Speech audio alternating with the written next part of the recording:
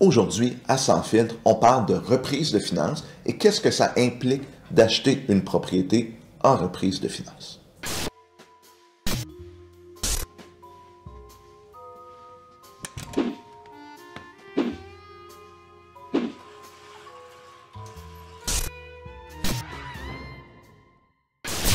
Alors, une reprise de finances, c'est généralement une propriété qui a été reprise par le prêteur hypothécaire, banque, caisse, assureur, que le propriétaire était en défaut de paiement et il confie généralement le mandat à un huissier de faire la vente ou des fois l'institution peut faire la vente par elle-même.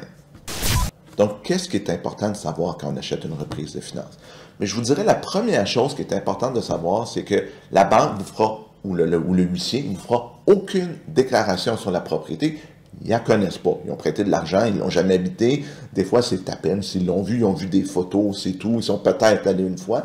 Donc, vous allez acheter une propriété où il n'y aura aucune garantie légale, où il n'y aura aucune déclaration du vendeur parce qu'ils ne le savent pas et qu'ils ne fourniront généralement aucun document, donc pas de certificat de localisation, pas de test de pyrite, de radon, pas d'expertise sur quoi que ce soit. Donc, ça va tout être à votre charge en tant qu'acheteur. Puis, qui dit personne qui n'a pas payé? Souvent, la propriété est en moins bon état. C'est rare, j'ai rarement vu une propriété à vendre par un huissier en reprise de finances qui était en bon état. Malheureusement, la personne qui est en défaut de paiement a souvent pas eu l'argent pour faire l'entretien de la propriété.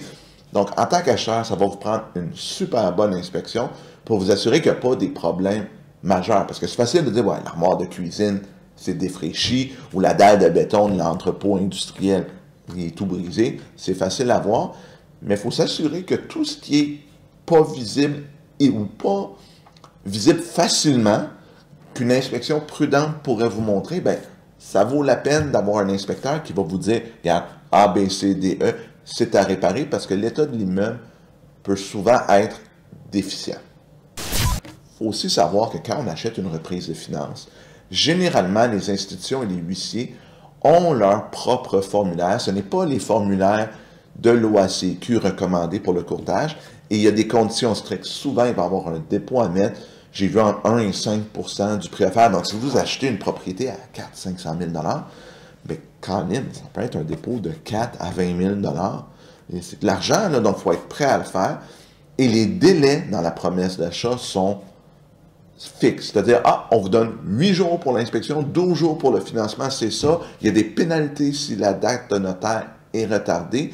Donc, il y a vraiment des conditions strictes établies qu'en tant qu'acheteur, vous devez respecter et que vous ne pouvez pas négocier. Ça va aussi vous prendre un bon notaire qui va travailler votre dossier parce qu'il n'y aura même pas de garantie de titre de propriété. C'est sûr qu'un notaire qui travaille bien va trouver tous les problèmes potentiels, puis c'est quand même rare, mais c'est jamais impossible, donc c'est super important de faire vérifier vos titres par un notaire juste pour vous assurer qu'il n'y aura pas de problème.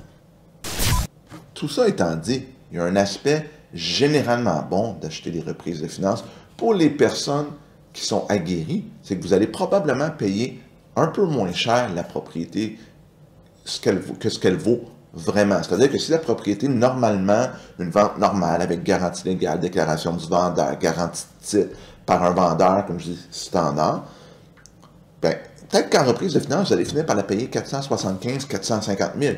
Oui, il y a des risques, mais si vous êtes manuel pour les travaux, si vous êtes à l'aise avec le droit de propriété, vous avez un bon notaire, bien, ça peut valoir la peine.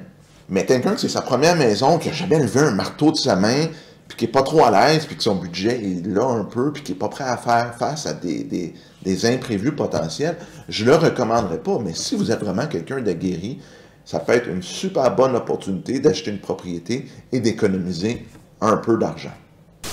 J'espère que vous en avez appris sur l'achat, la vente de reprise de finances et que ça vous sera utile dans le futur. Si vous avez aimé le contenu, pas sans l'air, toujours apprécié. Si vous avez acheté une reprise de finances aussi, mettez-le en commentaire. J'aimerais savoir comment ça s'est passé. Puis on se revoit bientôt pour une autre capsule. À bientôt tout le monde!